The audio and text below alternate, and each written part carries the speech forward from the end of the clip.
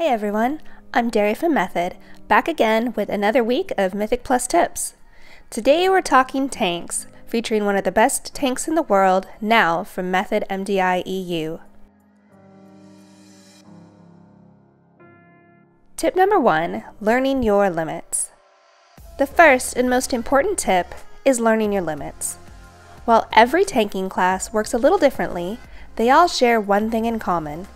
Tanks are close to immortal during their major cooldowns.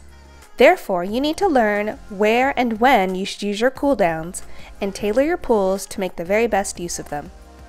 There's no straight path that will lead you to victory, since you need to adapt to variables such as the level of the keystone, group comp, fortified versus tyrannical, and other affixes. The first step towards learning your limits is knowing exactly what every single enemy does. This includes everything from auto attacks to special abilities like debuffs, spells, and frontal cleaves. Once you have a general feeling of this, you should move on to the next step, which is learning your strengths and weaknesses of the class you play. Understanding, managing, and optimizing your toolkit includes choosing the appropriate talents, gear, legendaries, and trinkets for both individual pools and the bigger picture. These factors make a big impact on your gameplay and the overall success of the group. Since talents can only be changed before a dungeon, you need to plan out where you will use defensive legendaries and trinkets, and where you can afford to be more offensive to help with damage prior to beginning the keystone. Once you have everything sorted out, it's time to take advantage of the utility and toolkits of your allies to bolster the group as a whole.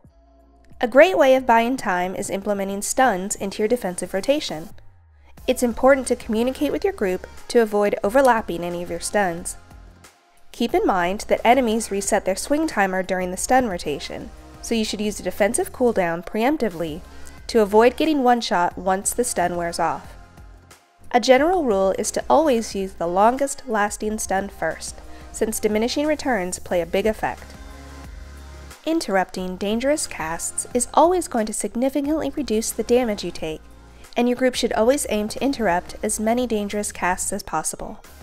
Every healer brings some sort of external cooldown, so you should aim to make the best use of it to fill any gaps in your own cooldown rotation, or simply help your resource management. Keep in mind that these might need to be used on DPS dealers in higher keys for them to survive one-shot mechanics. Playing around slows in Mythic Plus is extremely powerful. Slows are especially useful when you're starving on resources, since you can fall back without the mobs hitting you in the back. The best way of learning is practice, and always will be. The more you try, the more you learn, hopefully the better tank you'll become. As the tank, you're in charge of the pace of the dungeon. You're the one deciding what to pull and when to pull it. Your general thought process should always be moving forward, since a big time loss in dungeons comes from running in between encounters. Ending up way further back from where you initially pulled is almost never going to pay off, since you'll lose several seconds just by running back to your starting point. Instead, your goal should be to end up further into the dungeon from where you pulled the mobs to get ready to quickly pull the next group. However, this is not always going to work, since in some dungeons there are dangerous patrols or trash packs nearby. A good example of this is Court of Stars, where you prefer pulling enemies backwards to avoid having patrols running late into the pull, or an enforcer spawning on top of you. Having a speed set available as a tank in Mythic Plus is a must. Since you're in charge of when you pull, you ideally want to be the first person at the scene. Another handy tool you should use to your advantage is Skystep Potions. These potions increase your movement speed by 150% for 8 seconds, which will help you a ton when you need to get several groups of enemies into position. You will also outrun most trash mobs with this potion, meaning you can save up on defensive cooldowns instead of using them while you try to group up the mobs. When you first approach a group of mobs, try to stand your ground for a few moments. A lot of tank classes have spells or items that are locked to a position, like Ravager from Warriors, Artifact ability from Demon Hunters, and several trinkets. The best way of learning this is by simply failing, and likely most people will start yelling at you in voice comm. A lot of mobs have frontal cleaves, or abilities that cleave off the tank, so it's important to always look out for your allies and make sure you don't turn enemies towards them. Sniping someone standing in melee can be fun sometimes, but should be avoided. A tip is to mark yourself and any DPS you have in your group for better visibility.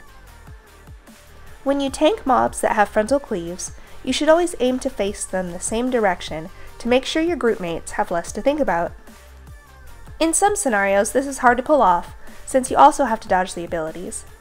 An example of this are the guardsmen in Lower Karazhan that cast the Shield Smash, or the Hydras in Eye of Ishara. A lot of casts and abilities can be line of sighted, and a great way of dealing with these is to be tanking the mob close to a corner. For example, if you tank Enforcers in Court of Stars close to a corner, your teammates can easily LOS the fell detonation, effectively taking no damage. Another ability you can line of sight is the Mighty Stomp for Midnight. You can also use line of sight to your advantage to group enemies up, since instead of casting, they'll just run to you until you're in their line of sight again. This is especially useful in dungeons like Archway. Kiting is an insanely powerful tool in Mythic Plus. Multiple mobs throughout dungeons will not use their abilities if the tank is out of range, meaning your group will only have to care about dealing damage. For example, a common struggle in Halls of Valor is when you need to interrupt Mystics, Thundercallers, and Rune Carvers all simultaneously. The good news is that as long as you're dancing in a corner far, far away, all the Thundercallers and Rune Carvers will get dizzy and try to chase you down instead of actually using any abilities. The same applies to all the annoying Pelters, Breakers, and Shapers in Neltharion's lair, where as long as you are outranging them, they'll keep their jagged discs and stone bolts for themselves. All of this means you can do way bigger pulls without really playing the mechanics. Keep in mind that if you do lose aggro, the mobs will start casting on someone who's in range. Therefore, you do need someone who can keep up slows on every mob as you build up your threat, which is where a Warlock wearing Sacrolash's Dark Strike comes in very handy. Perfectly chaining trinkets that can slow, traps or typhoons can do the trick as well, but require way more synergy. Kiting can also be used yourself to avoid taking damage from auto attacks. Most tanks have some sort of slow. Death Knights have Death and Decay that apply a 70% slow if they have the Tightening Grasp talent. Paladins have Consecration that applies a 50% slow if they have the Consecrated Ground talent. Demon Hunters have Sigil of Chains.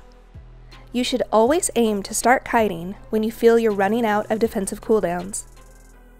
This usually applies on higher keystone levels where the mobs tend to live much longer and hit way harder. In this case, it's better to accept that you might die and simply retreat rather than standing your ground.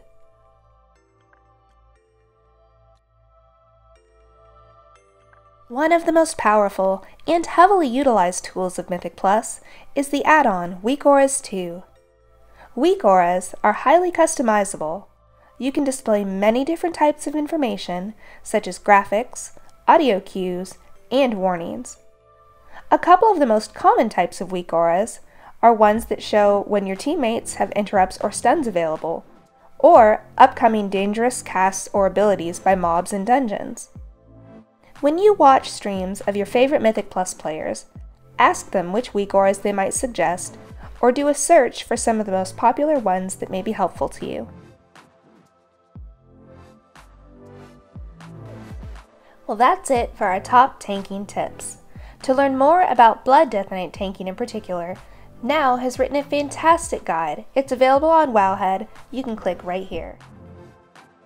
On behalf of Wowhead and Naowh, we want to thank you for watching this video.